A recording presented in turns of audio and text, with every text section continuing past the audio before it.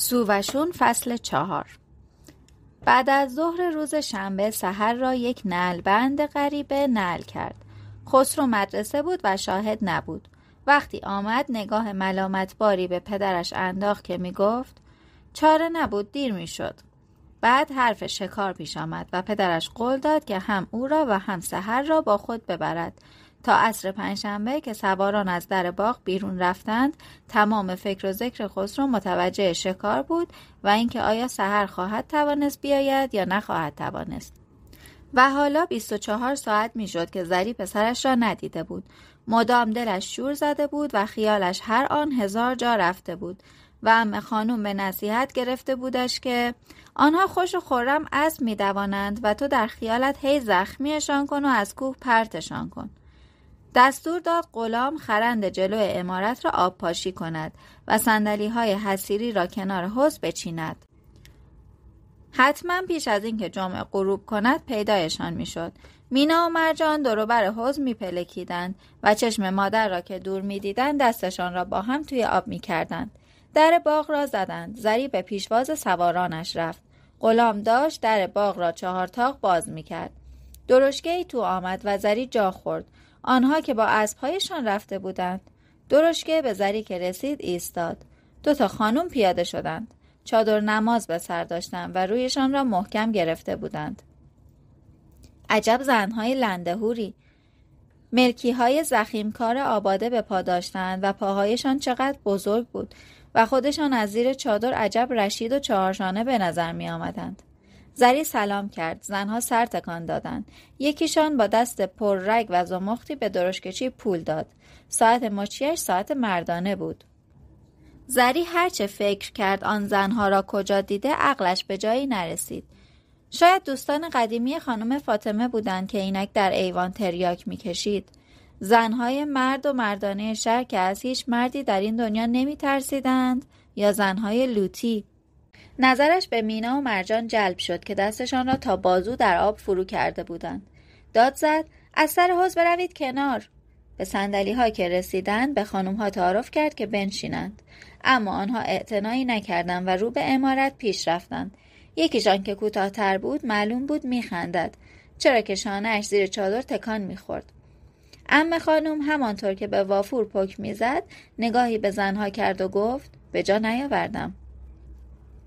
زنها از ایوان گذشتند و در تالار را باز کردند و تو رفتند. حتما از دیوانه‌های دیروزی نبودند که با دست خودش به آنها نان و خرما داده بود. اما عاقلانه هم نبود که به خانه مردم بیایند و عین خوابگردها یک کلمه هم حرف نزنند و مثل خانه عاجدهشان راه را بکشند و هر جا دلشان خواست بروند. دنبال زنها به تالار رفت. گفت چرا نمی‌فرمایید بنشینید؟ راستش هرچه فکرش را می‌کنم به جا نمی‌آورم. یکی از آنها با صدای دورگه‌ای پرسید یوسف خان کجاست؟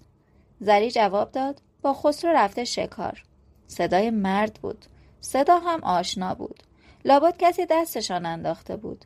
زنها روی مبل‌های تالار نشستند و هر دو با هم چادرهایشان را از سر انداختند. ابروهای پهن، چشمهای سیاه، مژه‌های بلند، دماغ عقابی با صورت سبزه کشیده، سیبی و نصفی.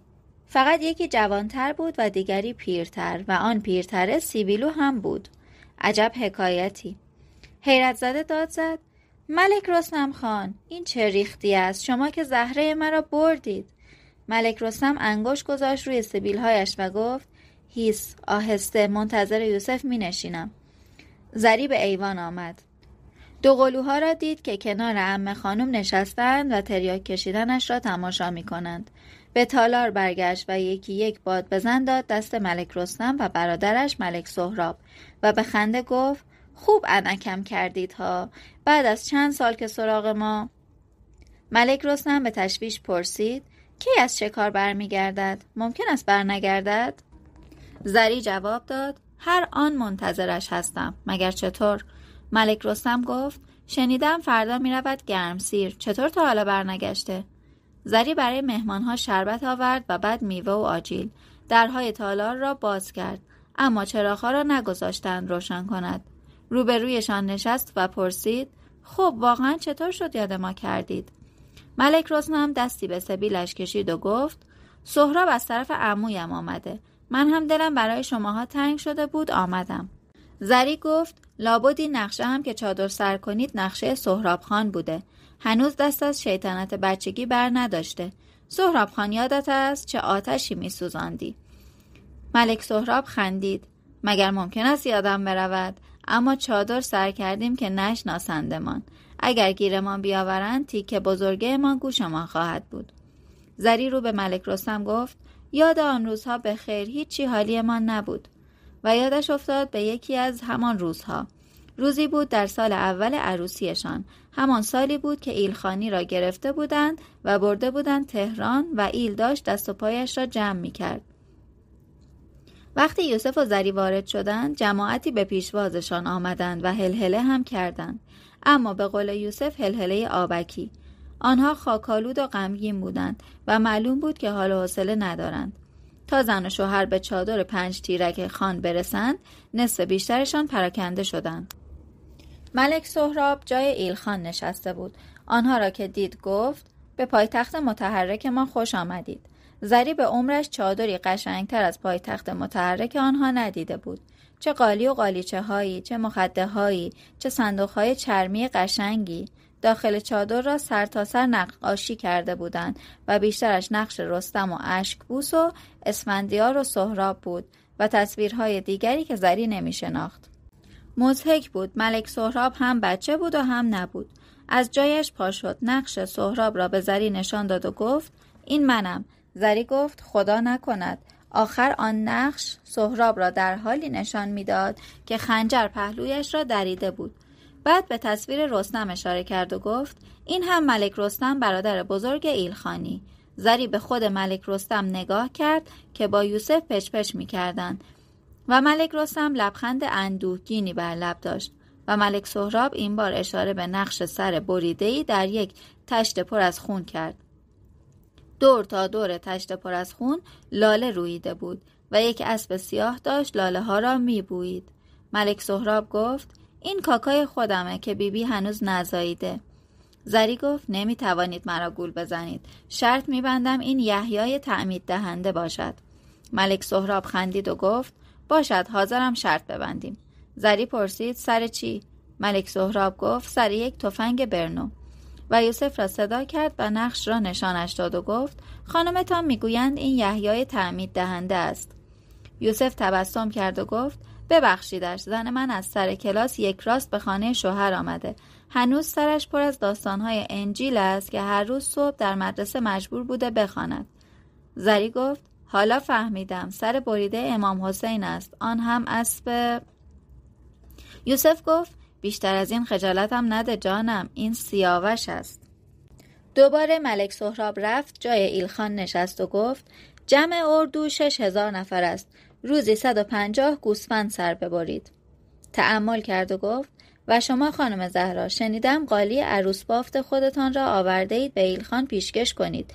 ما راضی نیستیم. تار و پود این قالی از محنت و محبت است. و از زری پرسید خیابان بندی چادرها را دیدید؟ تفنگچی ها را دیدید که چطور دست روی تفنگ آماده ایستاده بودند؟ صدای کرنا و تبل را می شنوید؟ این مارش نظامی به افتخار ورود شماست.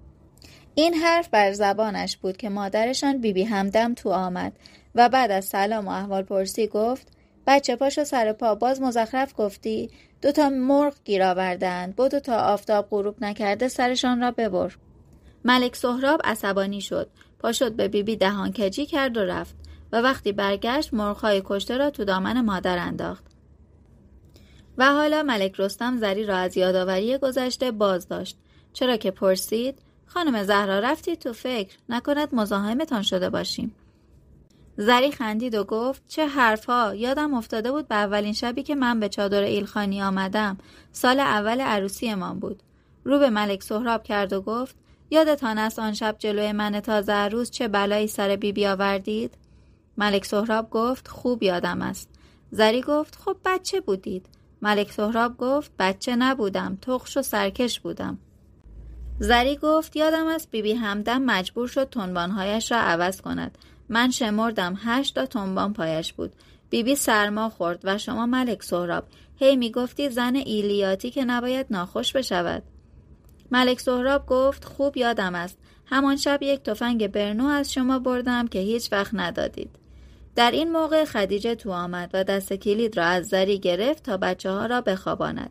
حیرت زده به مردهای چادر نمازی نگاه کرد و پرسید تو تاریکی نشسته اید، چراغ‌ها را روشن بکنم؟ نه. ملک رستم گفت یادم است همان سالی بود که من مالاریا گرفتم و به شما پناه آوردم. 3 ماه خانه شما خوابیدم. آن روزها هیچ کس جرأت نمی‌کرد حتی با ما سلام علیک بکند. شما مثل یک خواهر از من پرستاری کردید. یادم نمی‌رود. رختشوی نیامده بود و شما با آن دست‌های ظریف و کوچکتان رخت مرا شستید. یوسف خودش لگن زیر پایم می‌گذاشت. و رو به سهراب افزود سهراب من میروم. من بی خود اینجا آمدم. و سهراب به ترکی جوابش را داد و مدتی 2 برادر به ترکی گفتند و شنیدند و زری چیزی نمیفهمید و باز دلش شور افتاده بود. صدای پای اسب‌ها روی شنهای باغ آمد و زری دوید جلوی سوارانش. چراغ‌های باغ روشن بود. 2 تا آهو زده بودند و یک بچه آهوی زنده ترک اسب غزل بود که پیشکارشان سید محمد با سبیل کلفت جوگندمیش بر آن سوار بود. سوارها پیاده شدند. خانم فاطمه هم آمد به طرفشان و گفت نخسته. خسرو با شوق تعریف کرد ما در سحر خیلی شیطان شده گذاشت دنبال این بچه آهو و پشتش را دندان گرفت. البته خودش هم زمین خورد. سر زانویش زخم شده. حالا باید با روغن فندق سوخته معالجه‌اش کنم. مادر فندق داری؟ زری گفت روی میز تالار تو آجیل خوری هست. بعد فکری کرد و گفت ولی حالا تو نرو. مهمان غریب داریم. یوسف رفته بود سر تخت 2 قلوها که آن طرف حوض زیر پشه بند خوابیده بودند. زن و شوهر به تالار رفتند. یوسف کلید را زد و چراغ‌ها روشن شد. به ملک رستم گفت منتظرت بودم اما نه امروز. دیگر خیلی دیر و بی موقع آمدی. امروز حتی از آمدنت خوشحال نیستم. تو چرا باید به چنین کارهایی رضا داده باشی؟ با آن حرف و سخنها که با هم داشتیم. روی مبل نشست و زری روبرویش روی زمین نشست و چکمه‌هایش را از پایش درآورد. ملک رستم سرش را زیر انداخت و سبیل‌هایش را جوید. سهراب چادر نمازش را گلوله کرد و گوشه‌ای انداخت و سیخ نشست.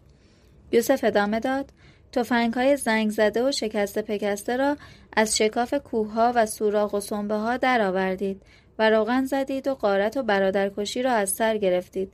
دیگر من و شما چه حرفی با هم می‌توانیم داشته باشیم؟ سهراب گفت خانم زهرا که غریبه نیستند. باید انتقام می‌گرفتیم. تا کی بکشیم؟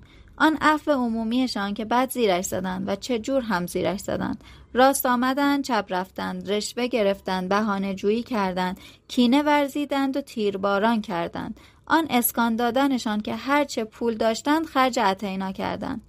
چند تا خانه گلی در جاهایی که آب نداشت ساختند و گفتند بروید توش بنشینید. عوض کتاب و معلم و دکتر و دوا و دلجویی سرنیزه و توپ و تفنگ و کینه تحویلمان دادند. حالا طبیعی است که ما هم برمیگردیم سر کار و کاسبیمان و انتقام میگیریم. خدیجه قلیان آورد و جلوی یوسف گذاشت و زری آهسته گفت چکمه ها را ببر بده غلام تمیز کند، چای هم بیاور. یوسف پوکی به قلیان زد و گفت ای والله سهراب جان خوب گفتی.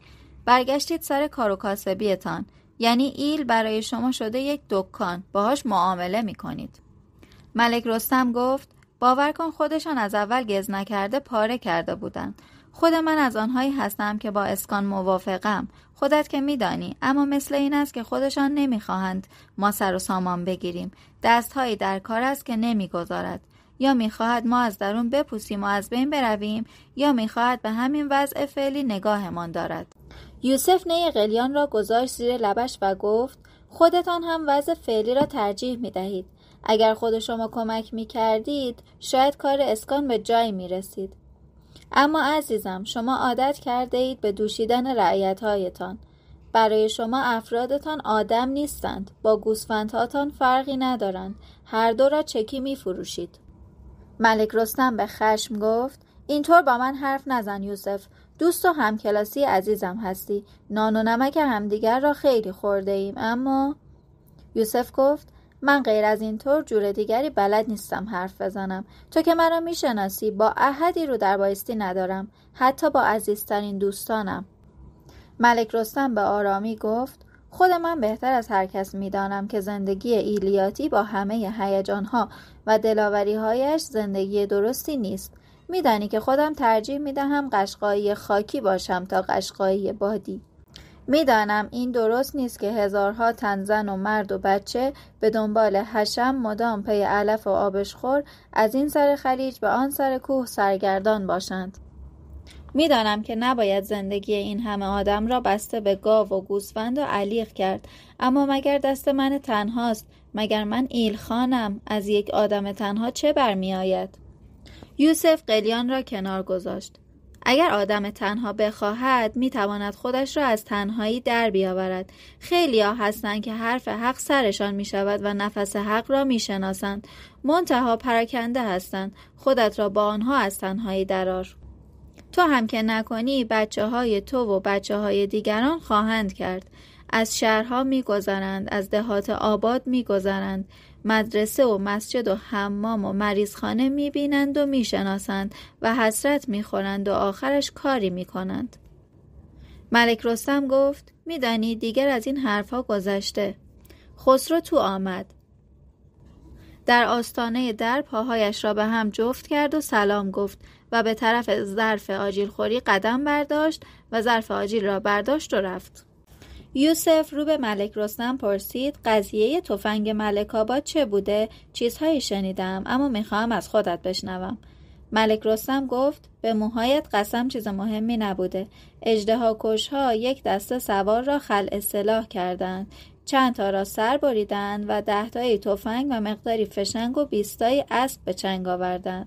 همین، سر خود همین کار را کردند. تیره فارسی مدان به گوش عمویم رساند. خود عمویم موافق دل دزدی نیست. ملک سهراب که مدتی سکوت کرده بود به صدا درآمد و گفت: کاکا، جریان توله های جناب سروان را برای یوسف خان بگو. رستم چیزی نگفت. خود سهراب رشته مطلب را در دست گرفت. سگ سروان مأمور اسکان زاییده بود. چند تا بچه از تیره اژدهاکش سنگ میزنند به پای سگ سروان. از آن سگ‌های گرگی اصیل بوده. بعد از ترسشان سگ را می‌دزدند و سر به نیست می‌کنند. فارسی مدانها خبرچینی می‌کنند. سروان هم وامی دارد 3 تا زن بچه شیرده از تیره اژدهاکش توله‌هایش را شیر بدهند. زری احساس کرد دلش آشوب می‌شود. یوسف لبخندی زد و گفت: سهراب جان، این قصه که مال 10-12 سال پیش است. تو خودت لااقل 3 بار همین قصه را در موارد مختلف برای من گفته ای. ملک سهراب به گستاخی گفت: انصاف بود بگذارید برای بار 4م هم بگویم. یوسف گفت: اول یادم نبود، وقتی گفتی یادم آمد. اما تو چه خیال کردی؟ من نه فرشته‌ام نه دیو. من هم مثل همه آدم گناهکاری هستم. و رو به رستم پرسید: خب حالا از من چه می‌خواهید؟ همش پرت گفتیم. برویم سر اصل مطلب. زری اندیشید که انگار اول که آمد گفت فقط سهراب از طرف عمویم آمده و خودش دلش تنگ شده بوده. یوسف پرسید: نگفتی از من چه می‌خواهی؟ ملک رستم سرش را زیر انداخت و به فکر فرو رفت. ملک سهراب گفت: کمک. چه کمکی؟ هرچه آذوقه دارید به ما بفروشید. درو نکرده ها را هم خریداریم، به هر قیمتی که باشد. یوسف پرسید: کی یادتان داده؟ زینگر؟ تا حالا حرف از خرید مازاد قله بود، حالا هرچه هست و نیست را میخواهند؟ 2 برادر نگاهی به هم کردند و ساکت ماندند. یوسف داد زد: آذوقه میخواهید که بدهید به قشون خارجی و عوضش اسلحه بگیرید و بیفتید به جان برادرها و هموطنهای خودتان؟ 1 لایش کردیم نرسید، حالا 2 لایش میکنیم. شما مگر عقل توی کله‌تان نیست؟ آن دستهای مرموز که نمیخواهند شما سر و سامان بگیرید برای چنین روزهای مبادایی است. پس کو آن دلاوری ها و مردانگی ها و نجابت ها؟ و سبیل های بورش میلرزید. ملک سهراب تقریباً با التماس گفت: میدانید که ایل را در کامفیروز متوقف کردند؟ میدانید که اجازه ییلاق ندادند؟ دوروبرمان همه‌اش توپ و تفنگ خودی هاست. علف‌های سبز دامنه کوه‌ها دست نخورده دارن خوش می‌شوند و گوسفندهایمان از بی‌علفی نا ندارند و از بی‌آبی له له می‌زنند. یوسف خشمگین گفت: ببین سهراب جان، تو یک الف بچه دیگر به من نارو نزن. از تو توقع ندارم. میدانم که قسمت عمده گوسفندهایتان را فروختید به قشون خارجی. گوسفندهای شما الان یخ زده‌اند و در سردخانه راه آهن اهواز به بندر شاه محترمانه حفاظت می‌شوند. رستم چشم دوخته بود به گلهای قالی. برادرش جواب داد: اگر نمی فروختیم روی دستمان می مردند. باور کنید گوسفندهای ما با پای خودشان نمی توانستند بروند. با کامیون بردندشان. یوسف پرسید: با پولش چه کردید؟ اسلحه؟ آفتابه طلا؟ خمره طلا؟ داخل کلاه دوبرتان تاج دوختید و دلتان را خوش کردید که به عمویتان خطاب کنند قبله عالم؟ ملک سهراب دیگر طاقت نیاورد. از جا پا شد و گفت: یوسف خان، دوستی به جای خود، اما هر چیزی حدی دارد. شما چه حقی دارید به من بگویید یک الف بچه؟ بگویید عقل در کله ما نیست. عقل در کله خودتان نیست، وگرنه الان به جای برادرتان خودتان وکیل می شدید. یوسف به خشم پرسید: وکیل کی؟ وکیل زینگر؟ از وکالتی که تو واسطه‌اش باشی گزگزه هم می شود. ملک سهراب خشمگین تر شد. عجب آدمی هستید، هرچه سر زبانتان می آید می گویید، بی اینکه فکر کنید ممکن است اشتباه کرده باشید. کی مرا واسطه کرده؟ چرا خودتان هی جلوی خودتان پا می شوید؟ مگر شما کی هستید؟ و آن وقت چه اشتباهاتی؟ آفتابه طلا به ما چه مربوط است؟ تقصیر داوود خان را هم پای ما می نویسید؟ چرا؟ به چه حق؟ یوسف آرام گفت: همه اتان سر و ته یک کرباسید. ملک رستم پادرمیانی کرد و رو به سهراب گفت: بنشین پسر، با تو شرط کردم که به رفیقم توهین نکنی. بعد دو برادر به ترکی حرف زدند. لحن کلام رستم هی خشن‌تر می شد و لحن سهراب نرمتر، تا نشست و زیر لب گفت: معذرت می خواهم. یوسف قلیان را پیش کشید. زری گفت: از آتش افتاده، بروم برایت تر و تازه‌اش کنم. یوسف آهی کشید و گفت: آتش بر سر خودم هست، و به قلیان پک زد. سهراب تبسمی کرد و گفت: نمیخواستم شما را برنجانم، باز هم عذر میخواهم. یوسف خندید و گفت: سهراب جان، یک بار زیر دنبه مرا دیدی و چه شلتاقی کردی. خوشم آمد، جربوزه داری، منتها روشن نیستی. قلیان را کنار گذاشت و ادامه داد: میدانید نه آن وقتها که با آلمانها چشمک میزدید موافقتان بودم، نه حالا که با دشمنانشان ساخته اید. شما بودید که هیتلر را امام زمان کردید، در حالی که این کلک ها در اینجا نمیگیرد و لاس دادن شما بهانه به دست اینها داد که اینجا بیایند. ملک سهراب به نرمی گفت: خب برادر، جنگ است دیگر. در جنگ نان و حلوا پخش نمی کنند. آنها مجبورند برای حفظ نفت و راه خلیج اینجاها باشند. ما هم نبودیم می آمدند. تازه اینجا برای مرخصی و معالجه می آیند. اردوی اصلی در خرمشهر است. غیر از این چاره ای ندارند. یوسف پدرانه گفت: از آنها دفاع هم می کنی پسر جان؟ جنگ آنها میان خودشان است، به ما چه مربوط؟ هیتلر از قاره خودشان است، خودشان پروارش کردند. بگذارید خودشان هم تقاص پس بدهند، تقاص همه چیز را، تقاص خونهایی را که به دل همه آنهایی کردند که به قول زینگر نعمت دارند اما بلد نیستند از نعمتشان استفاده کنند. دیگر نمیگویند مسئول این نابلدی کیست. ملک سهراب نگاهی به ساعتش کرد و گفت: دیر وقت است، سرم درد گرفت. یک آسپرین ندارید؟ بایر باشد ها. زری بلند شد، قلیان را برداشت و رفت. وقتی با قرص آسپرین بایر و لیوان آب برگشت، یوسف می گفت: به شما اطمینان می دهم برای آن که متفقشان را از پیشنهادی که گفتم منصرف کنند، به کمک شما مانوری خواهند داد و به دست شما عده‌ای را به خاک و خون خواهند کشید. اینها هیچ وقت به متفقشان نه نمیگویند. او را در برابر عمل انجام شده قرار می دهند تا خودش از نقشه خودش منصرف بشود. حالا کی است میگویم؟ دستهای شما را آلوده خواهند کرد و خودشان کنار خواهند نشست. یک برادرکشی حسابی راه خواهد افتاد. ملک سهراب گفت ما کم کم باید برویم. خوب است برگردیم سر اصل مطلب. آخرش نفرمودی به ما آذوقه میفروشی یا نه؟ و مشوق مینمود. ملک رستم خندید و گفت نگفت، دیگر چطوری بگوید؟ این همه یاسین خواند. ملک سهراب چانه زد. باور کنید همه‌اش را برای فروش نمی‌خواهیم. افرادمان گرسنه‌اند. مثل برگ درخت از مرض و گرسنگی به زمین می‌ریزند. یوسف گفت قول رستم را قبول دارم. اگر رستم قول بدهد که فقط به اندازه افراد بخرد و آذوقه من فقط صرف افراد خودتان بشود، حرفی ندارم.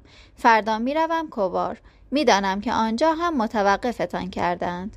شتر بیاورید، آذوقه بار کنید، اما فقط برای خوراک ایل. بند بهمن هم 1 فرسخی است. آبشخور دارید. علف چر هم از من مفت بهتان میدهم. رستم به ناامیدی گفت نمیتوانم به تو نارو بزنم. یوسف گفت میدانم که نمیتوانی. تأملی کرد و به دلسوزی گفت رستم بیا از این راهی که پیش گرفته ای برگرد. بیا برای حداقل 1 ایشوم، 1 تیره، جا و جو و اعتقاد بساز. حرفه یادشان بده. چند بار به تو گفتم؟ زمین‌های بایر من هم منتظر خانه و مدرسه و حمام و مریضخانه و مسجد و مرتع شدن هستند. ملک سهراب حرف یوسف را برید و گفت اینها که گفتید به خوی ما نمیخواند. ما آزاد زندگی کرده ایم. طبیعت همیشه دم دستمان بوده. در کوه و کمرش که اسب رانده ایم، در دشتش که اتراق کرده ایم، زیر آسمانش که چادر زده ایم. نمی شود ما را در خانه زندانی کرد. یوسف به تلخی افزود البته غیر از ما خانها. ما خانها بهترین باغ شهر را داشته ایم که الان مقر سرفرماندهی قشون خارجی است. بهترین خانه را. ملک سهراب که میدانست چه میخواهد بگوید نگذاشت. به نرمی گفت باور کنید افراد ما عاشق همین نوع زندگی هستند که دارند. اگر مستقر بشوند دلشان میگیرد. یوسف گفت چون فقط همین نوع زندگی را شناختند. اما سهراب جان، وقتی آدم روی زمین کشت کرد و پای زمین زحمت کشید و حاصلش را برداشت، به زمین وابسته می شود.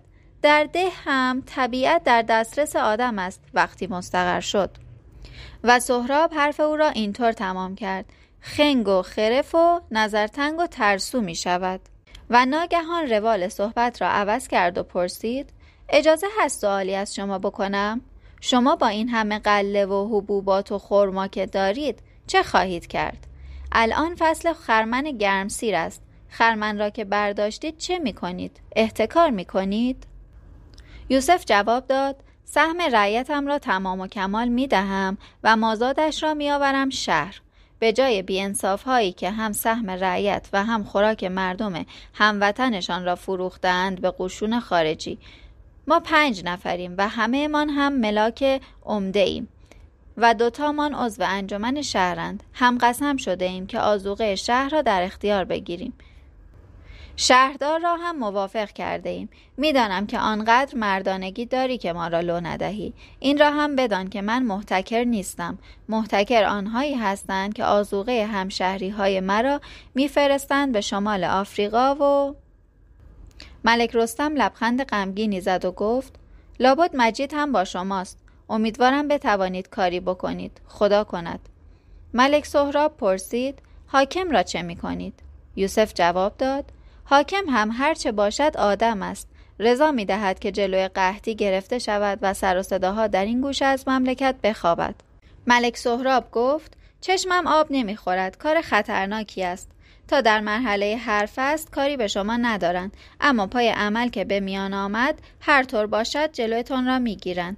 و بلند شد و چادر نمازش را سر کرد. یوسف گفت: کوشش خودمان را خواهیم کرد. و بعد افزود: شام بمانید. ملک سهراب گفت: نه، برویم. دلشان شورمان را میزند. خیال میکنند گیر افتاده ایم. بفرما 1 درشکه برایمان صدا کنند. ملک رستم پا شد. چادرش را پشت و رو کرد. زری خندید و گفت: وارونه سر کرده اید. درسهایش پیداست. یوسف رو به رستم گفت تو بمان، فردا صبح تاریک و روشن خودم میبرم میرسانمت. رستم گفت باشد. با هم به باغ آمدند و به انتظار درشکه برای ملک سهراب روی صندلی‌های حصیری نشستند. چراغ ایوان روشن بود. زری لب ایوان آمد. دید که خسرو کنار منقل آتش عمه خانم سر دو پا نشسته و در ماهیتابه فندق بو می‌دهد. خانم فاطمه داشت روی سنگ صافی فندق می‌سایید. سحر هم توی ایوان بود و دهنش گل دستگیره در اتاق بسته بود. صدای یوسف آمد که چرا دهن را از سر حیوان بر نداشته ای؟ چرا حیوان را به ایوان برده ای؟ بابا جان، حیوان خسته است، ببرش طویله، معالجاتت را بگذار برای صبح. خسرو پا شد و گفت پدر اجازه بده، حالا دیگر روغن فندق حاضر است، میمالم سر زانویش و میبرمش طویله. این که آوردمش ایوان شیطانی میکرد، میگذاشت دنبال بچه آهو. بچه آهو تو این تاریکی از خواب میپرید و وحشت زده خودش را به شاخه ها و بوته ها میزد. من هم آوردمش پهلوی خودم. عمه خانم فندق ها را داغ داغ از توی مایتابه برداشت. دستش سوخت. فندق ها را گذاشت زمین و به دستش فوت کرد و گفت داداش به غلام بگو بچه آهو را فردا بکشد. اولا گوشت شکار به همه نرسید، گله میکنند. ثانیاً نگه داشتن آهو شگون ندارد. اصلا کاشکی هوس شکار از سر مردهای این خانواده می افتاد. همین پارسال بود که خانکاکا یک آهوی آبستن زد. دلش را که شکافتند، چشمم افتاد به بچه 9 ماهه که تو دل آن زبان بسته خوابیده بود. زدم تو سرم و گفتم دیگر فایده ندارد. دودمان خانکاکا. درشکه که آمد، ملک رستم هم پا شد و گفت اجازه بده من هم بروم. باید هر چه زودتر خودم را به عمو برسانم. به نظرم تو درست گفتی. عمویم کورکورانه خودش را در این چاله انداخته. یوسف پرسید کورکورانه؟